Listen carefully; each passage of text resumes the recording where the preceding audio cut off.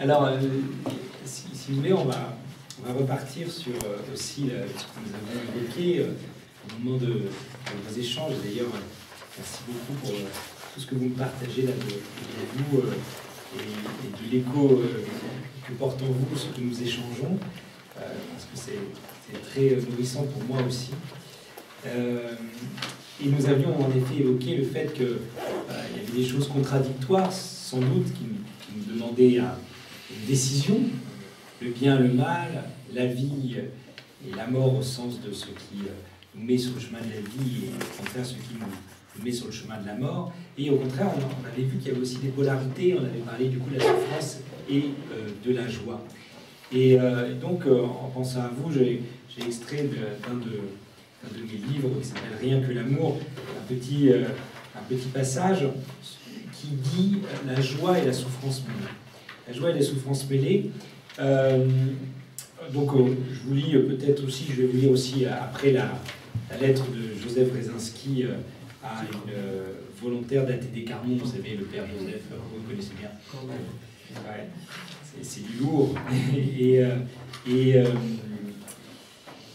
Et donc voilà, regardez ce texte juste en dessous. Quand le chrétien a un enfant, et s'il veut que son enfant soit chrétien, il lui dit ceci: tu vas au-devant de grands bonheurs, et ta souffrance augmentera avec ta joie. Comme les autres, tu iras dans la cour de récréation, tu courras comme les autres enfants, et comme eux, tu joueras au ballon ou à cache-cache. Mais tu ne croiras pas plus au beau but que tu viens d'inscrire qu'à la cachette que tu auras trouvée. Tu n'auras Dieu que pour l'amour qui, s'il se donne, circule, sinon crie en chacun. Tu entendras ce cri, tu auras mal aux autres. Tu seras souvent seul avec ton exigence d'aimer et d'être aimé. Tes camarades te regarderont et ne comprendront pas, sauf quelques-uns. Ils seront un ami. Ils ne seront pas beaucoup, mais ce sera unique. Ils seront cet autre et cet autre qui, réunis, mettent Dieu au milieu. Tu vas au-devant de grands bonheurs. Et de grands bonheurs, et certes, un bonheur qui n'est pas facile, le bonheur d'aimer, le bonheur de... Un bonheur.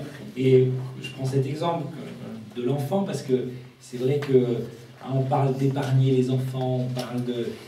En effet, si on veut épargner les enfants, de nos jours, on n'en fait pas des chrétiens, déjà parce que les chrétiens sont un peu persécutés, mais parce qu'on sait qu'on va creuser en eux leur sensibilité. On va aller... Voilà, et on se dit, ah, mais peut-être, non, il vaut mieux les épargner. Voilà. On enlève, ou alors christianisme, mais ça veut dire qu'on n'est pas méchant, on est antiraciste et tout, on enlève la croix, on enlève tout ce qui peut gêner, ouais, il y a un truc très global, bon, soft, quoi. Et sinon il y a ce risque qu'on prend en effet d'offrir la vie du Christ. Par rapport à épargner les enfants, c'est un exemple que je donne aussi dans La vie en bleu. C'était Anne Dauphine Junior, que j'ai cité hier, qui avait été invité en même temps que ce couple qui avait fait ce film La guerre a commencé. Un couple qui apprend qu'ils ont un enfant malade et puis elle était invitée avec eux pour parler au Bernardin et elle ne voulait pas que ce soit eux. Elle disait, mais entre mon livre et le leur et leur film, il n'y a rien à voir. Ils n'ont pas du tout la même... Je suis même étonné qu'ils m'invitent en même temps. Et donc, ça ne l'intéressait pas de parler avec eux. Alors, elle dit, oui, mais qui? Et donc, on s'était rencontrés, on avait signé l'un à côté de l'autre. Elle dit, ben, pourquoi pas Martin Stephens? Elle m'avait fait cette demande de pénétrer le sens philosophique, s'il y en avait un, elle est très très intelligente, de Petits pas sur le sable mouillé. Et en fait, il n'y a pas qu'un peu de philosophie, il y en a à toutes les pages. C'est très très riche, hein, quand elle dit ne pas demander pourquoi, mais être dans le comment, vous voyez. Bon, c'est un livre très très beau. Et il y a surtout ce passage qui m'avait vraiment touché, le passage où Gaspard qui est le fils aîné, il a deux petites sœurs malades, et Gaspard, sa maman, sans doute voilà, parce que les parents ont cette drôle d'idée quand les enfants ont 7-8 ans, mais aussi peut-être pour le soutenir dans cette épreuve. Les parents, Dauphine Julien et son mari, lui avaient offert un cochon d'Inde. Voilà. Hier, on parlait poule au repas de midi, non, là c'était un cochon d'Inde.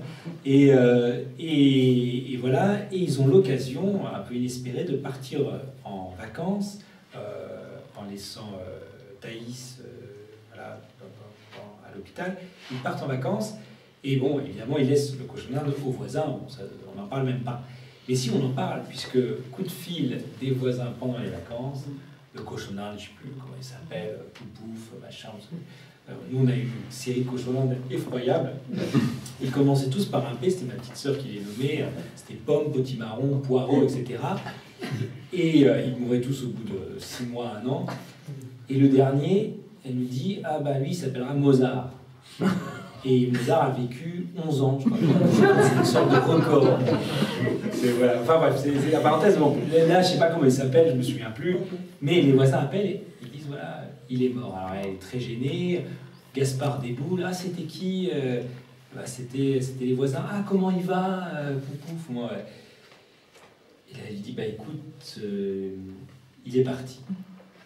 Et il dit, comment ça, il s'est enfui? Il s'est enfui, j'étais sûr qu'il s'enfuirait, il s'est enfui, waouh. Non, enfin bon, et puis elle se remet dans sa vaisselle, et puis elle s'arrête, il dit quoi, maman, il est mort? Puis elle s'assoit en disant, il va perdre sa petite soeur dans 6 mois, et là il perd le cochon d'Inde qui était un objet transitoire pour le rassurer, toutes les fichues. Bon, elle s'assoit, et puis il lui dit, mais tu sais maman, il faut que tu me dises les choses, parce que si je suis pas triste, tu peux pas me consoler. Voyez, heureux les affligés, heureux ceux qui pleurent, ils seront consolés. Si vous ne voulez pas pleurer, vous n'aurez. Voyez, et comment on épargne ou pas? Si elle veut épargner son enfant de l'épreuve de perdre le cochon d'Inde, elle l'épargne malheureusement du bonheur de se retrouver sur les genoux de sa mère pour être consolée. Voyez, en épargnant tout type de souffrance, on épargne aussi ce bien supérieur qui est d'être consolé. Et du coup, là encore, remettre les choses à l'endroit.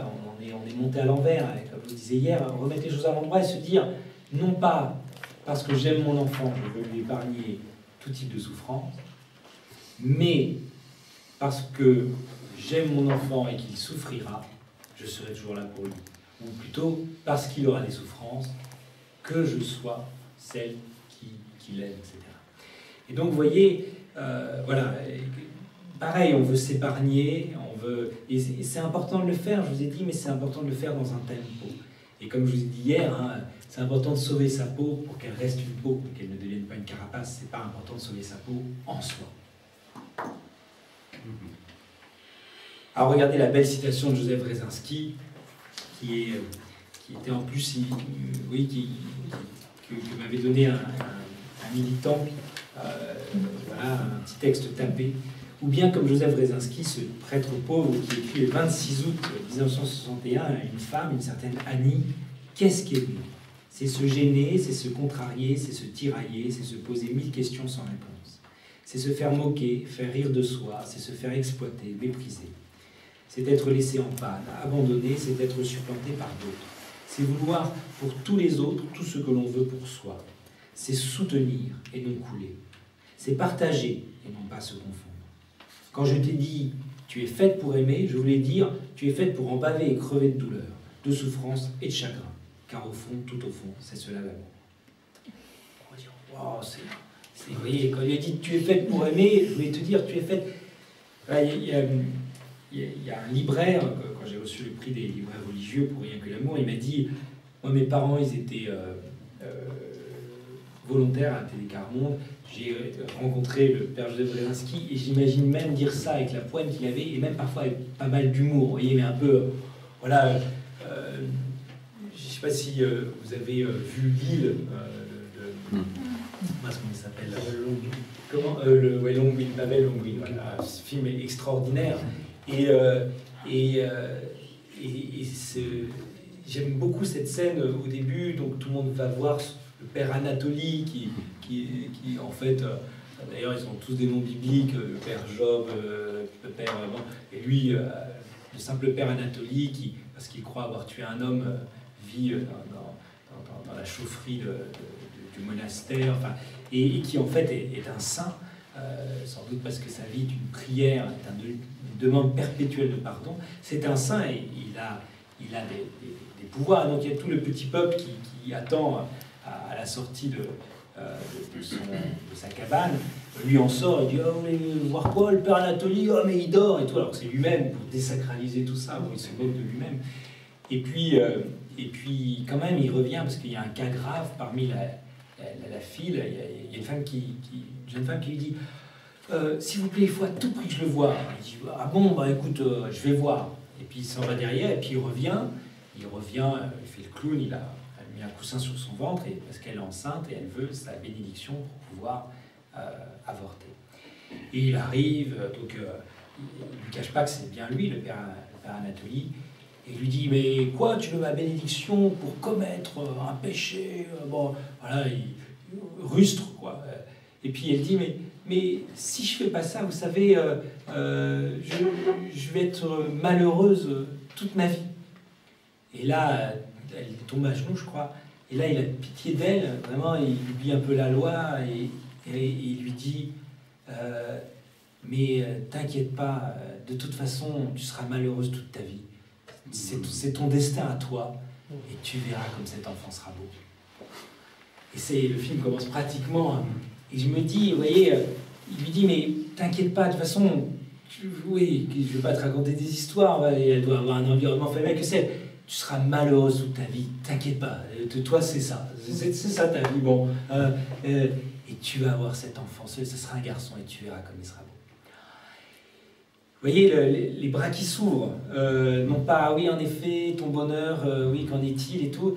Et en même temps, vous voyez, cette chose que je trouve passionnante et que m'a indiqué, je crois, à la fois la philosophie grecque dans son versant tragique, et à la fois la pensée chrétienne ou la vie chrétienne. C'est croire qu'on peut se réconcilier avec, comment on pourrait dire, se réconcilier avec la blessure. Voilà. C'est-à-dire, non pas attendre que la blessure soit guérie pour recommencer à vivre, mais vivre avec la blessure, vivre réconcilié avec le fait qu'on n'est pas encore réconcilié. C'est-à-dire que quand il lui dit « mais tu seras malheureuse, de toute façon, c'est ton destin », c'est-à-dire « voilà, de toute façon, regarde ta vie, va pas te raconter d'autres histoires, tu vas devoir porter beaucoup. » Bon, mais c'est pas grave. Au fond, c'est pas grave, puisque c'est ta vie. Comme je vous disais hier, mais notre vie, si nous on l'aime pas, qui le fera? Elle a au moins un argument pour elle, cette vie si bancale, c'est que c'est la nôtre. Et au fond, vous voyez, il lui dit pas tout ira bien, ça sera que du bonheur et tout. Il lui dit, au fond, ben voilà, tu peux consentir. Et au fond, quelqu'un qui consent à sa vie pleine d'épreuves, il est plus heureux que celui qui n'a pas d'épreuves. Voilà, tu seras malheureuse, bon, c'est ton destin, va à ta vie, et tu verras cet enfant, il sera trop beau. Vous voyez, dans un de mes livres, je parle du chant un peu, mais c'est vrai que le chant, je trouve ça incroyable parce que ce soit les psaumes de supplication, que ce soit en effet le gospel, que ce soit le kaddish, que ce soit... pour chanter des chants de douleur, il faut quelque part être réconcilié. Si vous avez la voix qui sanglote en permanence, c'est impossible. Donc il faut qu'il y ait une unité de notre être pour pouvoir chanter. Le chanteur et le chant qui suppose, oui, une réconciliation, même du corps et de l'esprit, eh bien, peut prendre en lui l'irréconciliation. Prenez les psaumes de supplication, prenez les psaumes de colère, prenez le gospel, prenez même le blues, prenez tout ça. C'est-à-dire que le chant a cette puissance de nous indiquer qu'il est possible d'être, comment on pourrait dire, en paix dans la guerre, si vous voulez. En paix sans rien nier de la guerre qui tonne. Chanter, c'est presque plus qu'une activité dans la vie. Si vous voulez, est-ce qu'il y a du chant dans la vie ou est-ce qu'il ne faut pas mettre la vie dans le chant? Est-ce qu'il y a parfois du chant dans nos vies ou est-ce qu'il ne faudrait pas chanter toute notre vie? C'est-à-dire, le chant réalise ce que la pensée a du mal à faire. Quand la pensée elle tombe sur l'irrationnel du mal, de la souffrance, elle s'arrête, ça lui coupe la parole. Le chant, lui, peut prendre en lui l'irrationnel de la souffrance, l'irrationnel du mal, et l'offrir. Et là, on retombe dans ce thème de l'offrant. Il offre ce qu'on ne peut comprendre.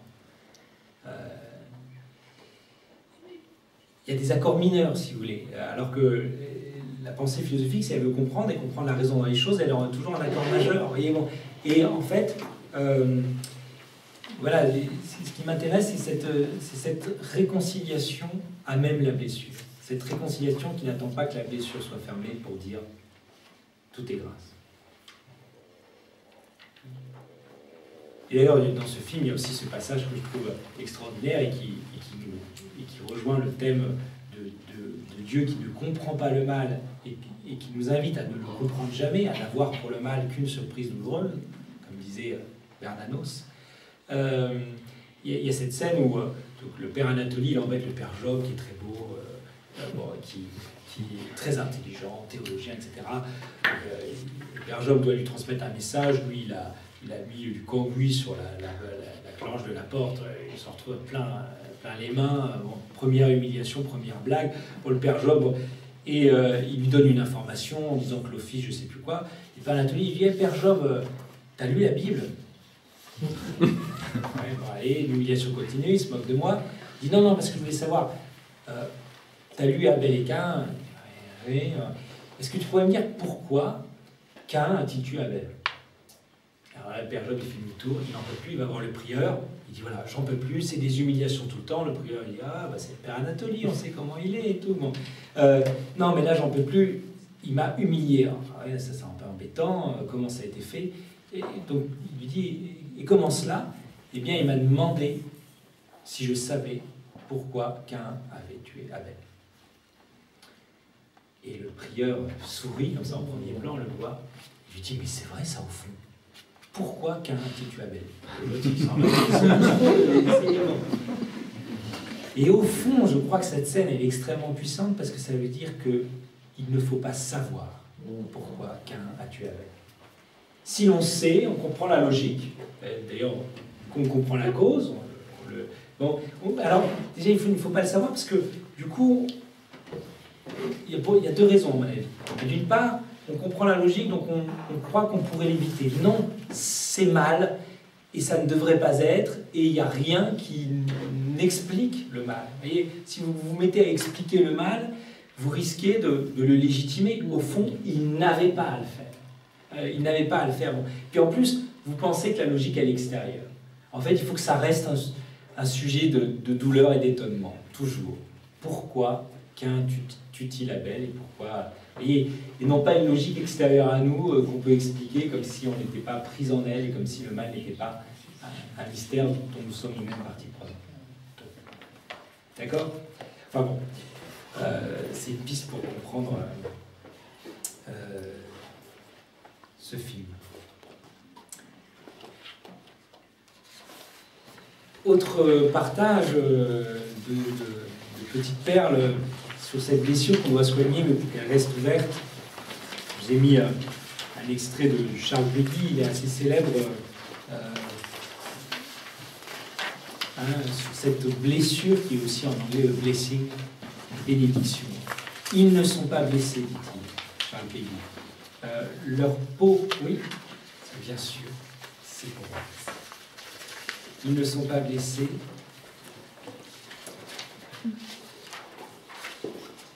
Leur peau de morale, constamment intacte, leur fait un cuir et une cuirasse sans faute.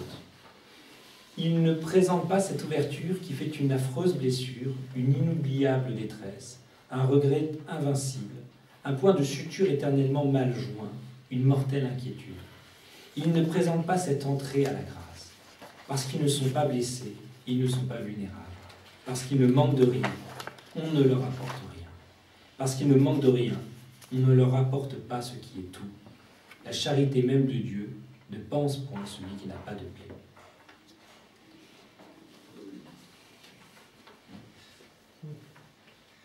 Ah, ça se passe un peu de commentaires, je crois que c'est assez clair. Ouais. Parce qu'ils ne manquent de rien, on ne leur apporte rien. Ce que je vous disais tout à l'heure sur la main qui, devant lâcher ce qu'elle possède, devient assez ouverte pour qu'on puisse le lui donner. Ah, c'est aussi dans le banquet de Platon, la prêtresse Diotime qui dit que l'amour est né de pauvreté, du mariage improbable de pauvreté et d'abondance. L'amour est à la fois le fils, hein, Eros, est à la fois le fils de pauvreté et d'abondance, des deux. Aimer, c'est être vide et trop plein en même temps. Et plus on aime, plus la plénitude est en nous et plus le creux se fait. Plus le creux, pour moi, l'amour, c'est comme... je me souviens d'une balade que j'avais fait avec mes enfants, et puis mes enfants avaient ramassé plein de cailloux. Voilà, chaque caillou est unique, il faut l'emporter à la maison. Bon. Et donc, ils étaient revenus les poches pleines de cailloux, mais vraiment, ça débordait. Moi, je trouve ça rigolo.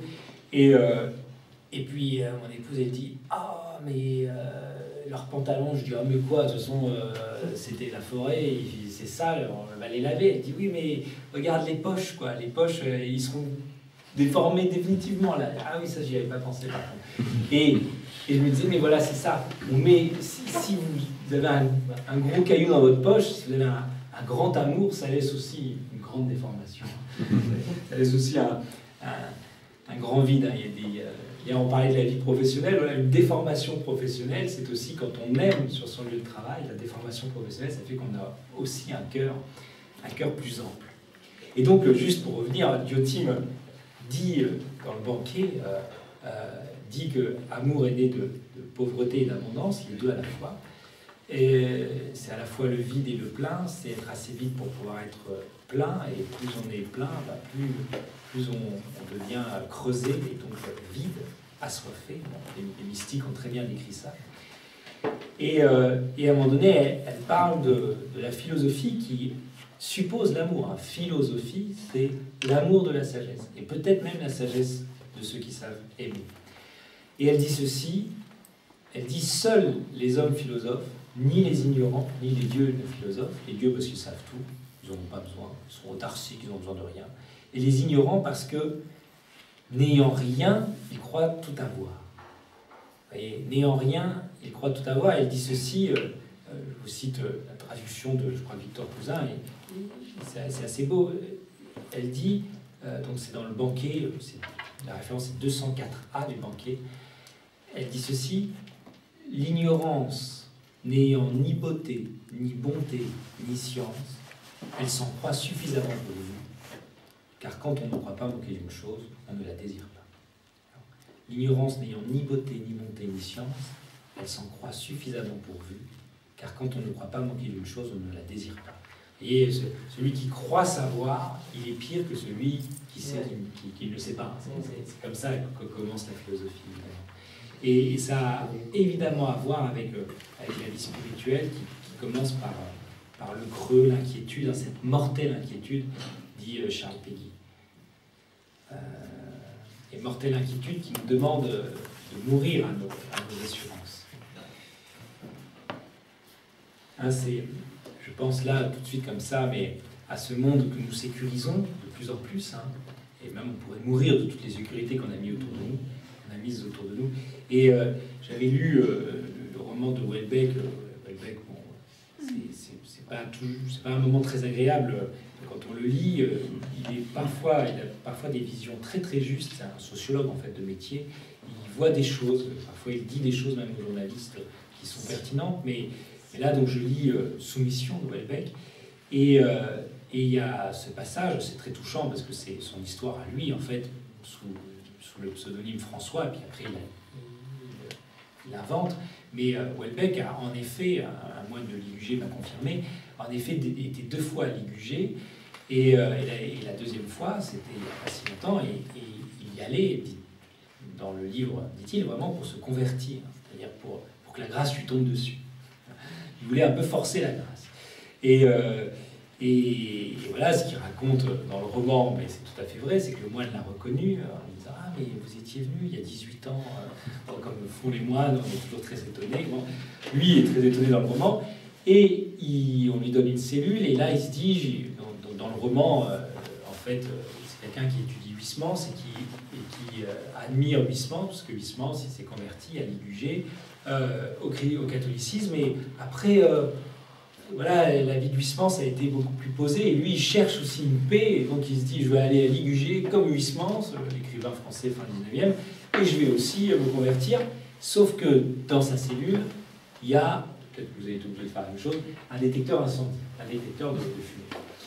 Et en fait, il se souvenait qu'il y a 18 ans, il pouvait fumer dans sa chambre. Bon, et là, il ne peut pas, et en fait c'est un fumeur, et en plus il y a l'angoisse de quelqu'un qui a une vie mondaine et qui se retrouve dans une cellule. Il est là, mais alors il fume à la fenêtre en ayant hyper peur. Du coup, il n'arrive pas à prier, il va aux offices, mais il se dit mais où est-ce que je vais pouvoir griller ma cigarette? Bref, il passe complètement à côté de cette retraite. Et, puis, voilà. Et en fait, je crois qu'il a fait passer quelque chose, peut-être sans s'en rendre compte, c'est le choix de notre société de la sécurité contre la confiance. Ce petit point rouge du détecteur incendie, c'est l'anti-point rouge qui indique la présence réelle dans nos églises.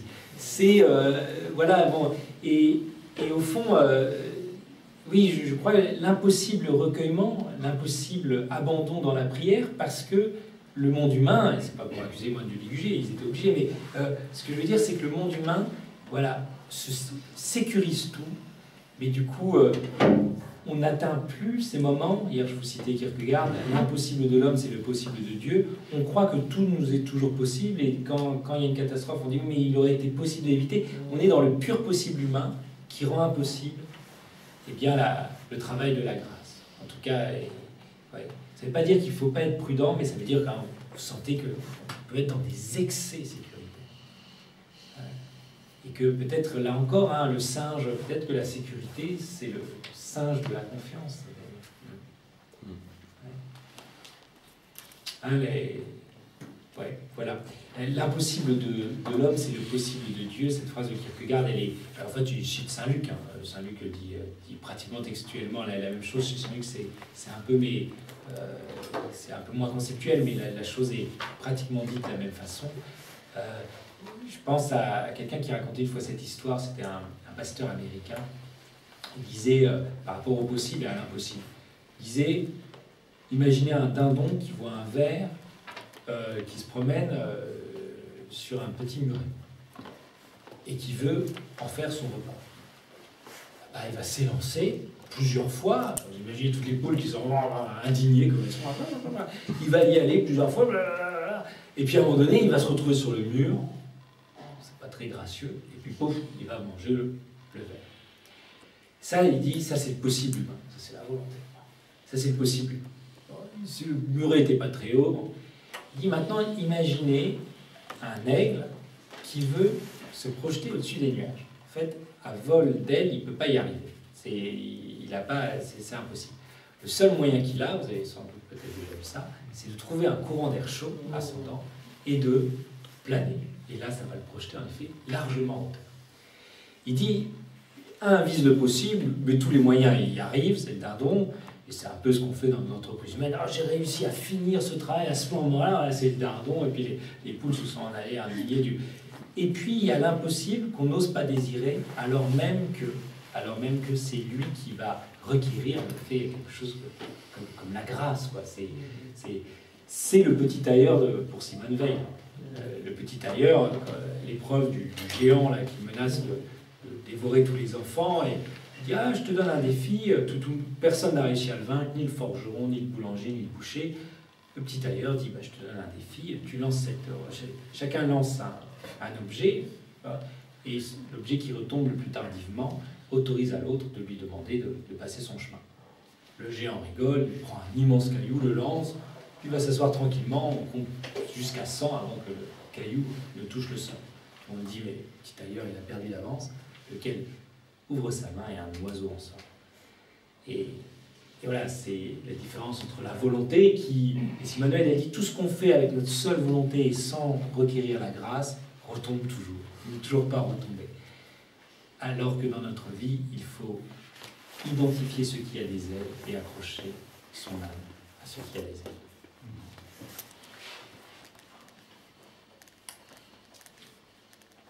Alors sur la blessure qu'on doit soigner pour qu'elle reste ouverte, aussi Jacques Maritain, dans sa célèbre lettre à Jean Cocteau, « Que suis-je » dit-il, et on parlait de ça, Bernanos, « Que suis-je » Réponse, lui dit-il, un converti, un homme que Dieu a retourné comme un gant.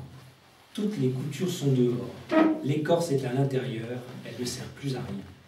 Un tel animal a de la peine à s'estimer quelque chose, il a envie de demander pardon aux autres d'exister. leur fourrure, leur carapace l'impressionnent. Et qu'est-ce que c'est qu'un converti? C'est quelqu'un qui est retourné comme un gant, et au fond, c'est quelqu'un qui a le cœur devant lui. Vous voyez, alors, en effet, dans la société, quand on voit des gens qui ont des fourrures et des carapaces, ça peut être impressionnant. Ça peut être impressionnant. D'ailleurs, on perd un peu. Jacques Maritain dit se convertir, c'est toujours un risque. Je disais, quand on veut épargner son enfant, ne lui parlant pas de Jésus, ou quand on veut édulcorer la religion pour croire à moindre frais. La formule de Bonhoeffer, le prix de la grâce a un coût. Ah oui, la grâce a un coût. Il est dit dans la lettre aux Hébreux qu'il est terrible de tomber dans les mains du Dieu vivant. C'est quand même bon. Et de fait, en effet, qui a envie d'être retourné comme un gant? C'est-à-dire qui a envie que son cœur devienne ce par quoi il va au monde en premier? Oh, c'était beaucoup plus confortable. Vous m'avez posé une question sur ma conversion. C'était mieux avant, ça c'est sûr. C'était mieux avant quand je ne souffrais pas que l'amour ne fut pas aimé, c'était plus simple avant. Et au fond, je trouve que cette image-là, toutes les coutures sont dehors, l'écorce, donc ce qui servait de protection, est à l'intérieur, elle ne sert plus à rien. Ouais. Il a envie de demander pardon aux autres d'exister, bon ça c'est peut-être... Et puis voilà, et donc sur ce Christ qu'on peut revêtir, encore un petit extrait de Rien que l'amour que je vous ai mis. Certains appartiennent au Christ sans le savoir. Lui le sait. Il reconnaît les membres lointains de son corps qui lui appartiennent moins comme l'organe à l'organisme que comme l'efflorescence à l'âme.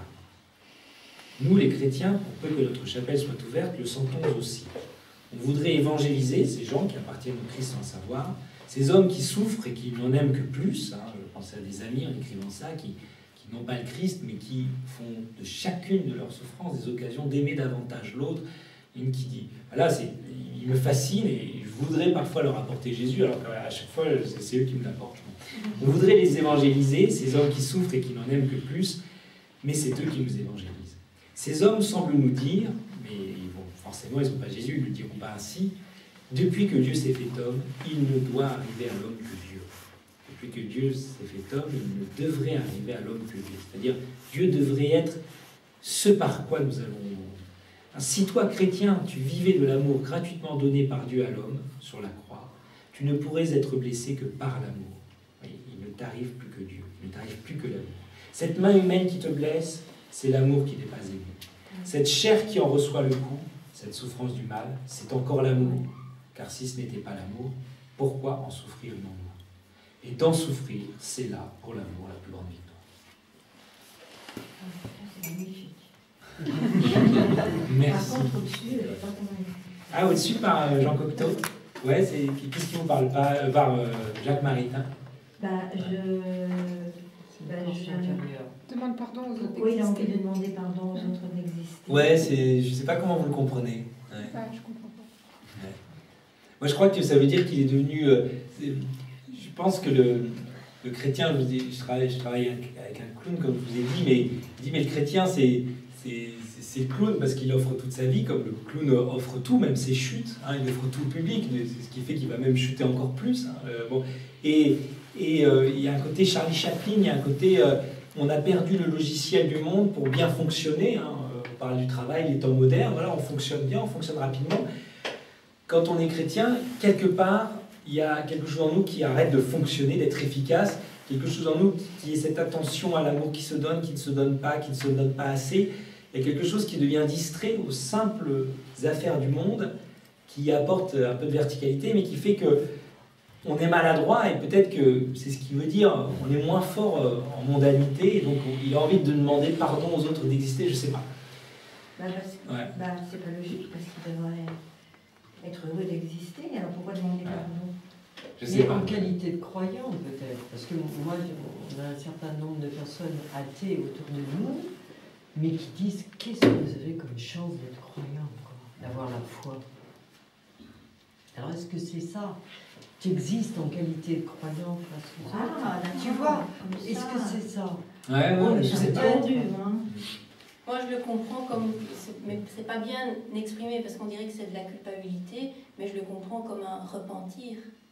Ah, d'accord. d'exister Ouais. si petitement par rapport à ce que je Au don. voudrais. Ouais, tout à fait. D'accord. Ouais, Vu tout à comme fait. ça, je comprends. Ouais. Je n'avais pas vu. J'avais pas vu. Oui, il a du mal à s'estimer quelque chose. Parce que c'est vrai qu'on est tout petit par rapport à Dieu. Oui, je pense que c'est ça. Il a envie de demander pardon aux autres et d'exister. Si petitement. D'accord, c'est ça. Moi, c'est comme ça Alors que je devrais comprendrais exister beaucoup plus. Enfin, on devrait. Enfin, je sais pas. Je sais pas qu'on a le désir, quoi. Oui, oui, le désir. Voilà, que je suis appelée à vivre. Il a du mal à s'estimer quelque chose, ouais. Ouais. Parfois, moi, je me dis, mais quand Jésus dit, si tu savais le don de Dieu, et en même temps, heureusement qu'on le sépare jusqu'au bout, parce que sinon on serait écrasé, on serait, même par notre médiocrité, par nos vaines inquiétudes, on le sait pas entièrement, on le sait un peu, on le pressent, on imagine, mais et d'un certain côté, Dieu dans sa pudeur, et en effet, il a de la peine à s'estimer quelque chose. Voilà, lui qui aime si mal, si peu, si maladroitement, etc. Est-ce que Dieu nous aurait à ce moment-là préservés, justement comme là, il nous aurait préservés de ça. Ouais, je crois qu'il y a un tact de Dieu, même par rapport à sa bonté et à ce qu'il est.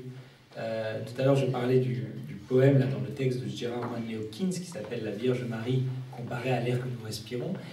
Et il a une image extraordinaire. Il dit que la lumière incandescente de Dieu a été tamisée par le ventre de Marie parce que sans cela, elle nous serait insupportable. Et cette image est d'autant plus forte que Georges de Latour l'a peinte. À mon lycée, il y a le tableau, un détail du tableau en tout grand, puisque c'est le lycée Georges de Latour, de Saint-Joseph Charpentier. Saint-Joseph Charpentier, et là encore, ça va rejoindre ce que j'essayais de vous dire tout à l'heure avec se réconcilier à même l'irréconciliation.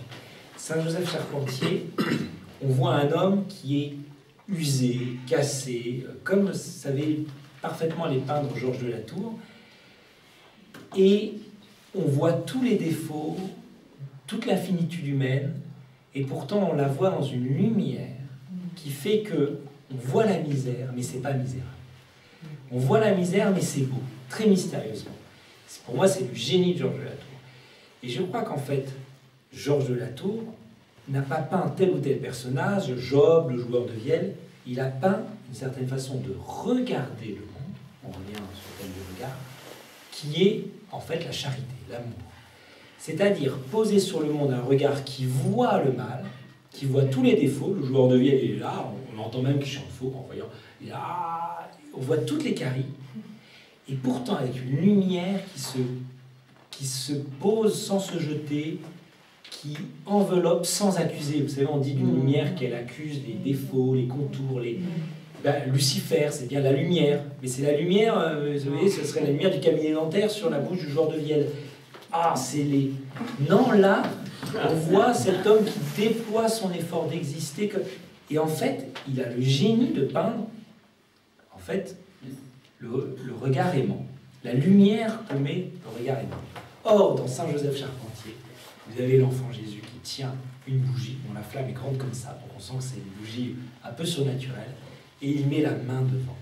Et c'est grâce à cette main qu'il met devant, donc Jésus, c'est comme la lumière de Dieu tamisée pour la rendre supportable à nos yeux. Cette main rend possible que Joseph apparaisse dans sa beauté. Vous voyez, il y aurait plein de choses, mais voilà, oui, en effet, il y a une prudence de Dieu, un tact vis-à-vis de nous.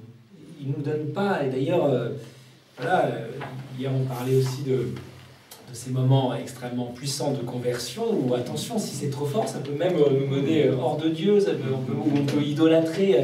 Hier, vous m'avez posé une question sur finalement ma conversion, et je lisais récemment un article dans La Croix sur les récits de conversion. Ça fleurit, il y en a plein, et en fait l'article était sévère, vraiment sévère, et ils interviewaient le père François Marquer, si Marxer, je crois que c'est Marker, si ma souvenir est bonne, si ma mémoire est bonne.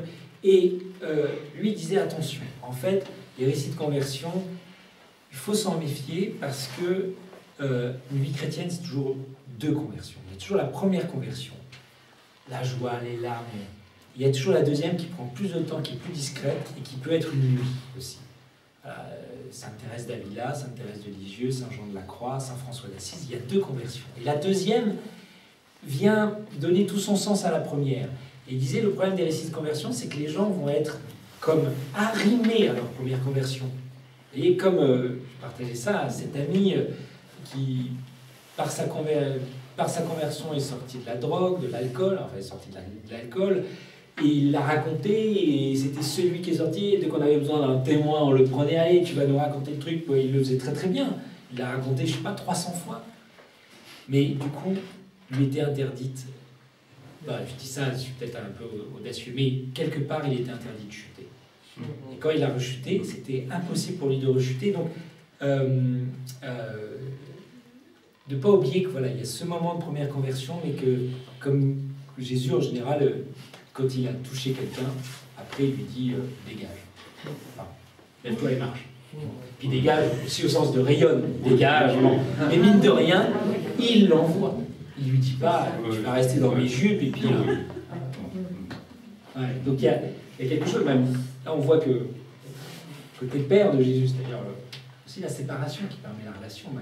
Et donc voilà, donc le tact de Dieu aussi qui dans la première conversion ne nous écrase pas complètement, ne nous pulvérise pas de telle sorte qu'on serait comme des traumatisés qui ne saurions plus quoi dire. Alors certes, il y a des choses très fortes, Saint Paul, il s'en est jamais remis, mais il est parti, il a rencontré l'adversité, l'épreuve, il a demandé 3 fois, mais c'est comme les 3 chutes de Jésus pendant la Passion, quand on dit 3, en fait, c'est parfaitement, c'est-à-dire il a demandé 30 000 fois que lui soit enlevé l'écharpe dans sa chair, elle n'a jamais été enlevée, c'est-à-dire, voilà, et donc il y a eu cette première conversion, mais c'était aussi la révélation de son péché, l'épreuve, etc., le mouvement. Enfin, tout ça pour vous dire, oui, il y a un tact de Dieu qui même ne nous donne pas tout d'un coup.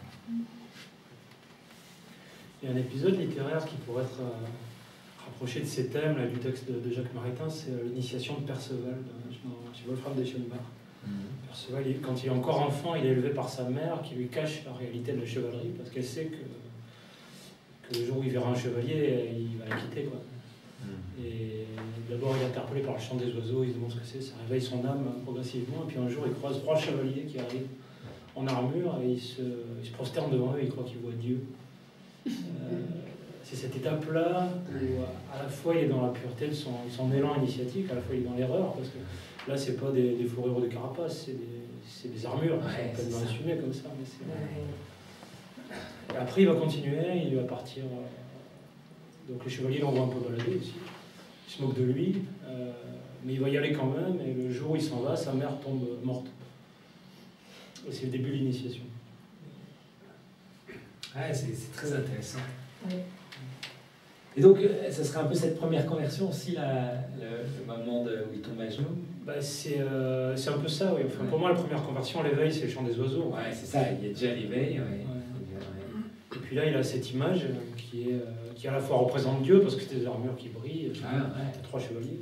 Ah ouais, c'est ça, il y a quelque chose de Dieu dans ça. Hein. Il ne fait pas complètement fausse route. Ouais. Voilà. Il perçoit le divin, et puis à la fois, c'est son erreur qui le guide aussi.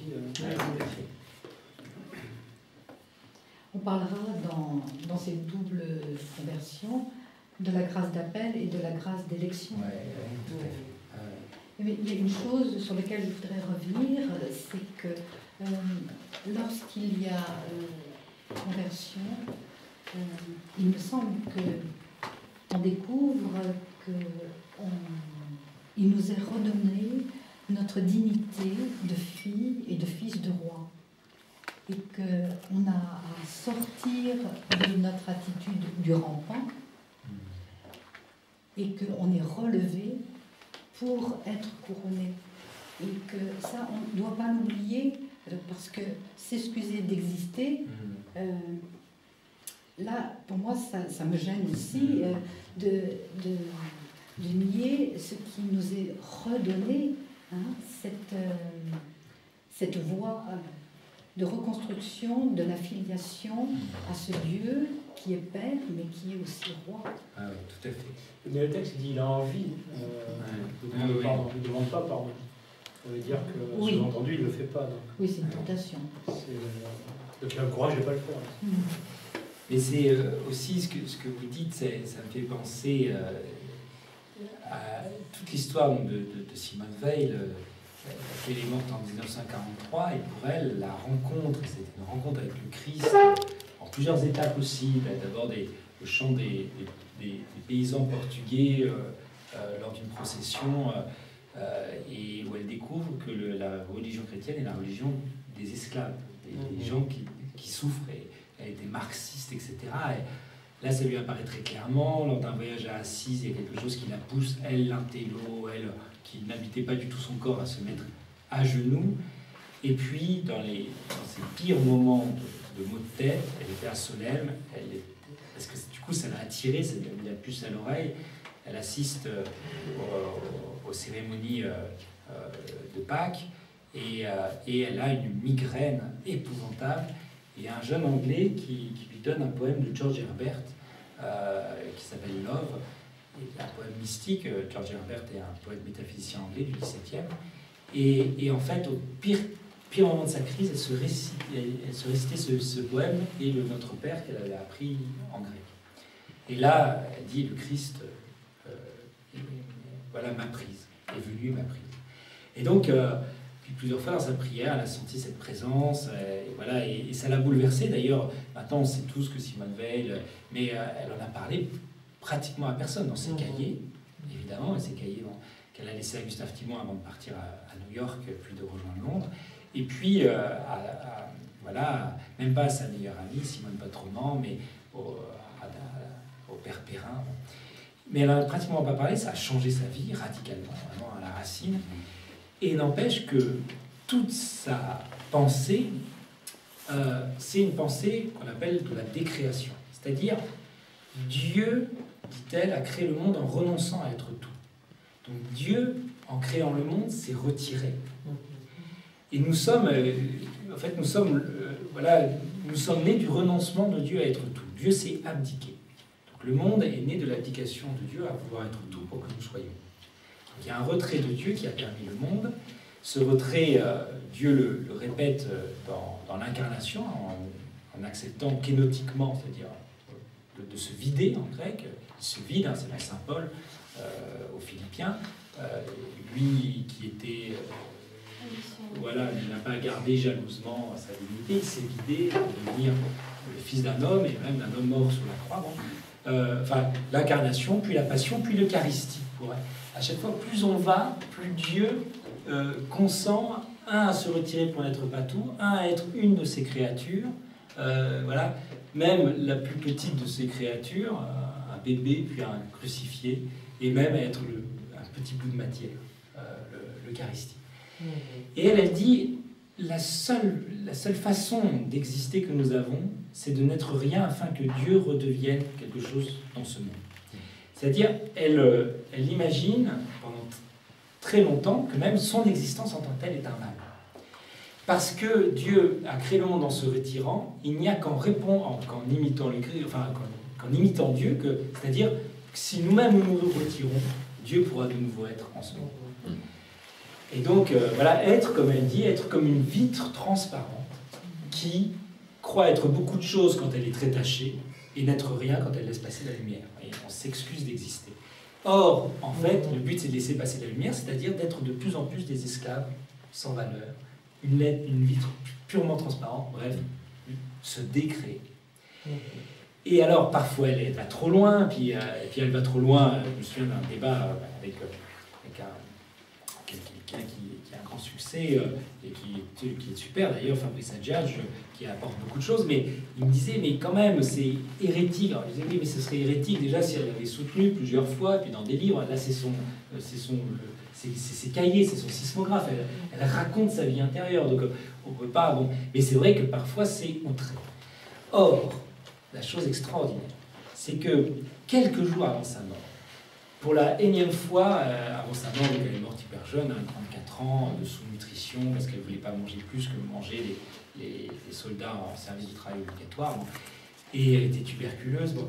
Et puis il y a un sacrifice. De toute façon, elle n'arrivait pas. Avec le mal qui frappait l'Europe, elle le portait, elle ne pouvait plus. Mais quelques jours avant sa mort, quand même, ce qui fait qu'elle n'est pas morbide, elle n'est pas de bout en bout morbide, et même si elle est parfois, waouh, dans certains textes, elle va très très loin, mais elle commente le Notre Père. Notre Père qui est aux cieux, bon, on dit notre, mais après tout de suite on reprécise qu'il n'est pas notre au niveau de la possession, il est aux cieux. Que ton nom soit sanctifié, donc c'est un peu du consentement, que le nom saint soit vraiment sanctifié ici. Que ton règne arrive, elle dit, c'est-à-dire que nous ne soyons plus rien pour que Dieu puisse de nouveau redevenir tout, que ta volonté soit faite. Et là, elle se dit, oui, mais lui a voulu que je sois. A voulu. Et donc, il ne s'agit pas de n'être plus rien pour que Dieu soit, il s'agit de consentir à être, non pas parce que c'est un droit, mais parce que Dieu l'a voulu, c'est-à-dire être au service des autres. Et là, quelques jours avant de sa mort, elle consent enfin à ce que Dieu peut-être ait voulu la créer. C'est-à-dire, elle avait imaginé pratiquement toute sa vie spirituelle comme étant, en effet, elle obstrue le passage, mais parce qu'elle avait vu la splendeur de Dieu, elle avait vu qu'elle n'était pas à la hauteur, et elle a dit, mais voilà, plus j'existe, plus je suis la vitre tachée qui ne laisse pas passer la lumière. Moins j'existe, plus je laisse passer la lumière. Voilà, ce raisonnement qu'on peut bien comprendre. Et à la fin, et du coup, je dis, elle est presque passée de la vitre transparente au vitrail. Et le vitrail, lui aussi, laisse passer la lumière. Mais il laisse passer la lumière avec tout ce qu'il est, avec ses couleurs propres, même ses obscurités propres. Et au fond, à la fin de sa vie, juste avant de mourir, elle a peut-être perçu que Dieu ne voulait pas qu'on soit des vitres transparentes, mais des vitraux. Oui. Dans le tact de Dieu, il y a certains spirituels en particulier qui expliquent aussi qu'il voile le fait de nous montrer la beauté que nous avons dans le cœur de Dieu. Et il dit pourquoi ? Parce que c'est ce qui s'est passé avec l'ange déchu, le plus grand ange. Il a vu sa beauté, il en est tombé amoureux de sa beauté. Et il dit, et ce spirituel le disait, alors en particulier à partir d'une personne qui lui avait fait une confidence dans sa vie spirituelle. C'est quelqu'un qui avait très graves péchés, et puis qui avait une conversion. Et il dit, j'ai eu un instant, Dieu m'a montré ma beauté, et je suis tombé dans l'orgueil, instantanément. Et il dit, surtout que nous ne voyons pas la beauté que nous avons dans le regard de Dieu. Ah ouais, on ne peut voir que celle de l'autre. Ouais. Ouais. Et on a du mal à le lui dire, ou à l'en convaincre s'il est mal dans sa vie. Et nous existons. C'est vrai que moi j'entends très bien ce que tu dis, c'est-à-dire ce que dit Maître Eckhart, nous sommes néants, mais il faut avoir cette sensation du néant, d'être l'esclave qui n'existe pas, qui n'est rien, pour que Dieu nous donne tout, et que nous existions. Mais parce que c'est vrai, nous ne sommes rien sans lui, mais nous sommes tout en lui, en fait. Puisqu'il met... C'est extraordinaire. Oui, c'est vrai que Maître Eckhart insiste énormément sur le fait que nous avons, en fait, que la conversion ou la vie chrétienne, c'est retrouver la forme que nous avions à notre création. Voilà, nous avons existé dans le cœur de Dieu quand il nous a créés. Donc on était Dieu. Alors voilà. Alors là, pour le coup, lui il a été accusé d'hérésie, mais nous étions Dieu, etc. Et c'est vrai que quand il dit Dieu veut s'enfanter en nous, et voilà, être assez vierge pour que Dieu puisse naître en nous, et que nous puissions du coup être de la forme de Dieu, dit-il, c'est-à-dire tel que nous avons été quand il nous créait. Mais ça, c'est bien, en effet, c'est très libérateur de ne pas savoir. Père, pardonne-leur, ils ne savent pas ce qu'ils font, ça c'est au niveau du mal. Et c'est bien aussi de ne pas savoir ce que l'on est sur le plan de la beauté. Et après, comment on pourrait dire, de savoir sans certitude, d'y croire. Enfin, je trouve que c'est très... oui, c'est ça, notre beauté, comme je vous disais hier, finalement, on voudrait savoir quelle est la façon dont on rayonne vers le monde, pour pouvoir s'aimer soi-même, mais si on retient ces rayons, qu'on les remet vers soi, c'est plus des rayons. Enfin, donc en fait, la seule chose qu'on peut faire, en effet, c'est de recevoir la beauté de l'autre et Et en recevant la beauté de l'autre, on peut pressentir quelque chose de notre beauté, mais c'est exactement comme même dans le plaisir sexuel. Si je me le donne, c'est triste. Si je me sers de l'autre pour me le donner, c'est triste aussi. En fait, je ne peux que recevoir le plaisir de l'autre. Et c'est ce faisant que, vous voyez, et en fait, on est sauvé d'être des narcisses qui nous voyons dans notre propre image, ça c'est sûr.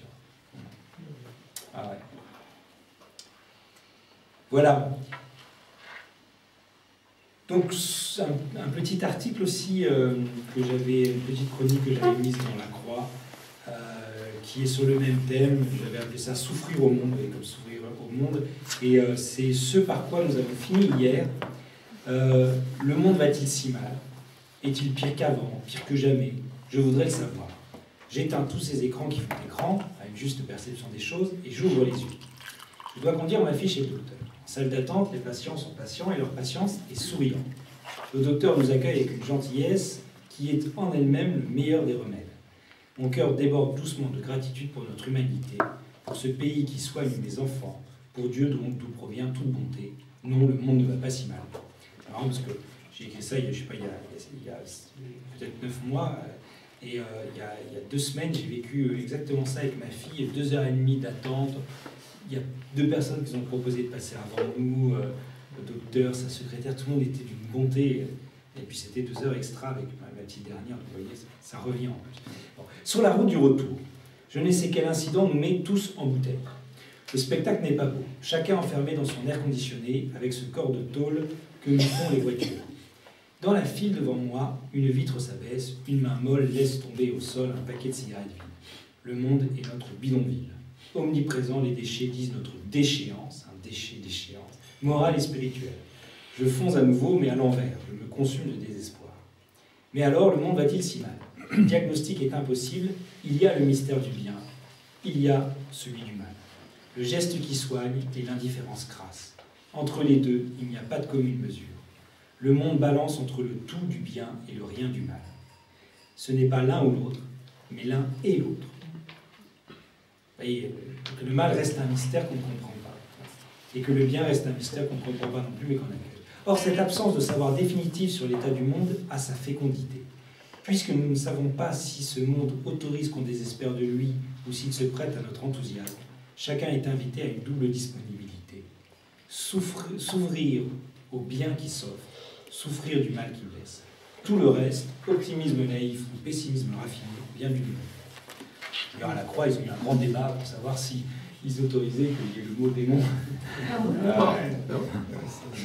Et puis même, ils m'ont dit oui, on prend, on a accepté. Enfin, c'était rigolo. Elle m'a dit oui, alors ça a un peu gêné. Vous voyez, mais c'est vrai qu'on dit oui, il faut l'optimisme et tout, ou alors le pessimisme. En fait, peu importe, il faut voilà, la vie est entre ces 2 mystères. Mystère du bien, gratuitement donné, mystère du mal, gratuitement infligé, absurdement infligé. Vous voyez, entre le gratuit du bien et l'absurde du mal, il y a 2 choses qu'on ne peut pas comprendre. Si on essaie de les comprendre, on va se mettre à se donner des raisons de faire le bien.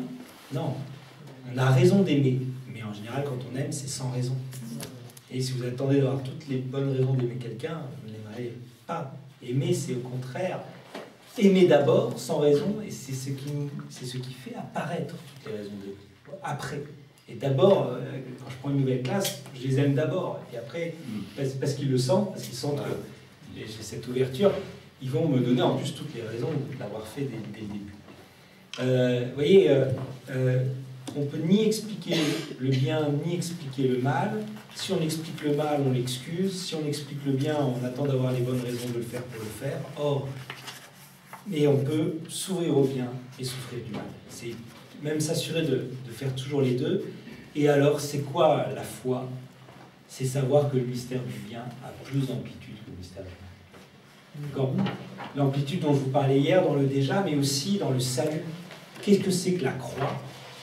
La croix, c'est le Verbe fait chair qui laisse s'imprimer sur lui tous les crachats, l'humiliation, tous les péchés du monde, et qui en réalité ruse avec le démon, puisque plus le démon frappe, plus en fait, puisque le Christ fait ça pour nous dire son amour, plus l'amour de Dieu pour nous est déclaré. Et donc, la croix vole au mal son dernier mot. Hein, c'est pas pour rien que ce sont quand même des bras grands ouverts avant tout. Vole au mal le dernier mot, puisqu'il a pris tout le mal pour en faire la déclaration par Dieu qui nous aide jusque dans notre péché. Il nous dit, indique-moi ton étable, c'est là que je veux naître. Alors du coup, voilà, le péché se trouve embrassé par l'amour. Et voilà, il y a deux mystères, le mystère du bien et le mystère du mal. Entre les deux, il n'y a pas de commune mesure. On ne peut pas dire oui, il faut du mal pour qu'il y ait du bien, il faut qu'il y ait des morts pour que... il faut une bonne guerre pour que les gens... Non, une bonne guerre, ça n'existe pas. Il n'y a pas de... Peut-être même pas de guerre juste, il y a juste la guerre quand elle est là. Il y a... Voilà. Et la foi, c'est quoi? C'est cette espérance que le mystère du bien a embrassé celui du mal. D'accord. Tu l'as très bien résumé, là, j'ai entendu dans ce que tu disais, c'est le tout du bien et le rien du mal. Pour moi, c'est fondamental. Le mal, c'est du néant, c'est du rien. Et le bien, Dieu, c'est le tout, c'est la réalité.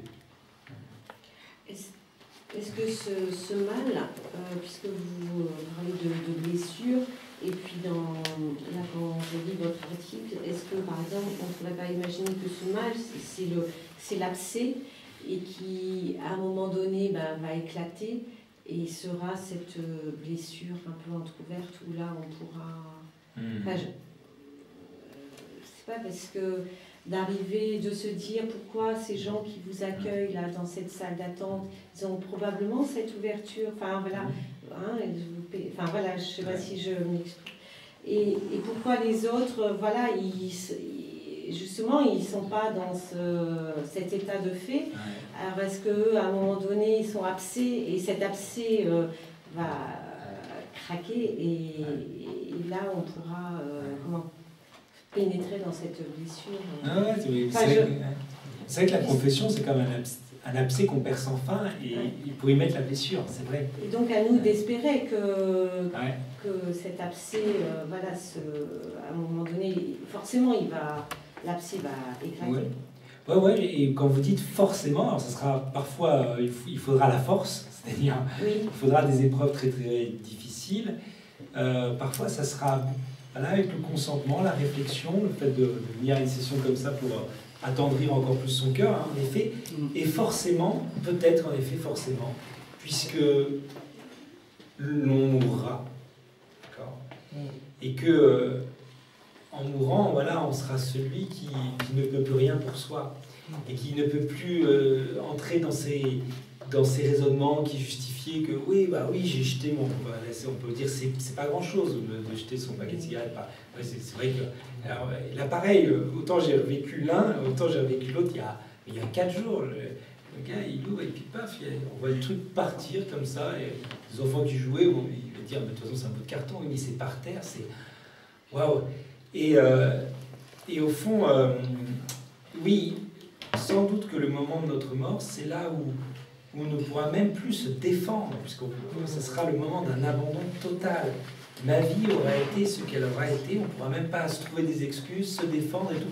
On sera, comme je disais hier, pur abandon, d'ailleurs comme la naissance. Comme la naissance, on a commencé par être pur abandon. Là, on le sera. Et donc là, en un sens, quand vous dites aussi, forcément, à un moment donné, comment on pourrait dire, ce mal que l'on a fait tous, eh bien, comment je pourrais dire ça? On le présentera, on devra aussi l'offrir, on devra aussi même en rendre compte. Alors, quand on dit ça, on a évidemment l'idée de jugement, et après, c'est pas non plus le tribunal humain, parce que je crois que si la mort, c'est le parfait dessaisissement de soi, qui est presque la provocation adressée à Dieu d'être Père, c'est-à-dire pour moi, notre mort, c'est exactement ce que comprend Jésus quand il y a le Jaïr qui vient le trouver. Ma fille est malade. Le temps qu'ils arrivent, elle est morte. Et Jésus fait sortir tout le monde, prend la main de la fille et dit Talita koum, enfant, lève-toi. Et je crois qu'à ce moment-là, on peut imaginer qu'à ce moment-là, Jésus a compris à quel point un enfant mort, c'est un cri silencieux adressé au Père. D'ailleurs, c'est le Père, c'est Jaïr, le Père qui vient trouver Jésus.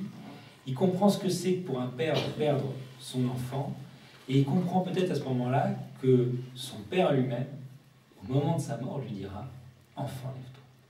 Enfant, lève-toi. » Et c'est pour ça aussi que Dieu est Père, c'est-à-dire il est Père parce que le moment de notre mort nous rendra petits.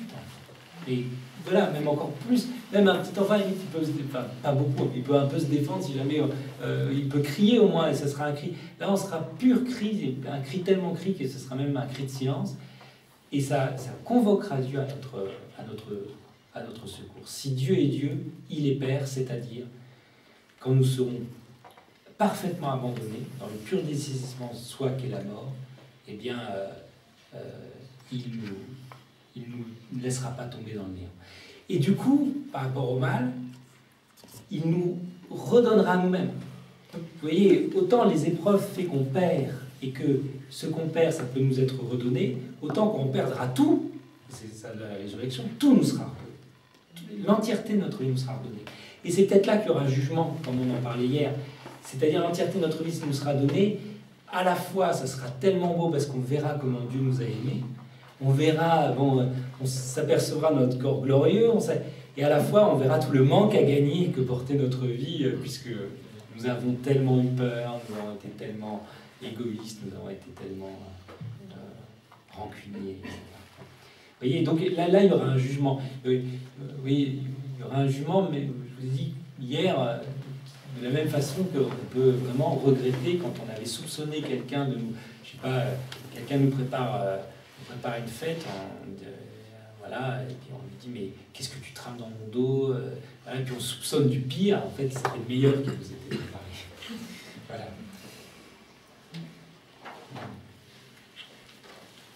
Eh bien, on va se pousser lentement jusqu'à midi si vous avez encore une petite place.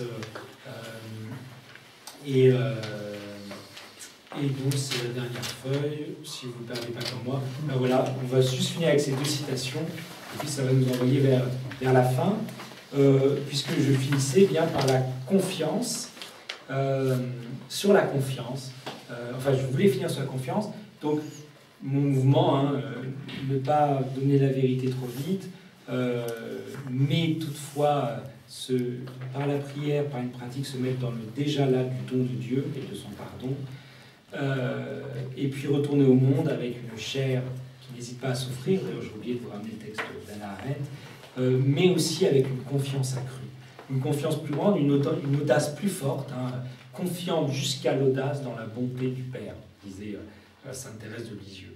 Confiante jusqu'à l'audace, ne pas hésiter à la susciter, à la solliciter, cette confiance. Et je vous ai mis deux petites phrases de ma composition que j'avais faites pour ma famille. On fait toujours ça à Noël. J'isole des petites citations quand j'en ai pas assez, parce que chaque année, j'arrive pas à rempiler, j'en invente moi-même. Et puis, et là, je suis retombé dessus ce matin sur ces petites citations de Noël, que chacun en tire une au hasard, et puis ça accompagne toute son année, s'il le veut. C'est celle-ci: quand Dieu est loin de ta vie, et aujourd'hui plus encore qu'hier, ouvre grand les bras, et est sans doute en train de prendre son élan. C'est mignon. Et puis voilà, alors à chaque fois qu'on fait ça à Noël, c'est dans ma famille, pourvu que ce soit telle frangine qui tombe là-dessus, en fait c'est jamais comme j'imagine, donc en fait c'est peut-être encore mieux. Mais pourquoi ça fait si mal? Pourquoi ça tire de partout? Pourquoi ma vie sonne-t-elle de plus en plus faux? Le sort s'acharne-t-il sur moi? On m'en veut ou quoi? Fais confiance au luthier, laisse-le travailler, tu étais désaccordé.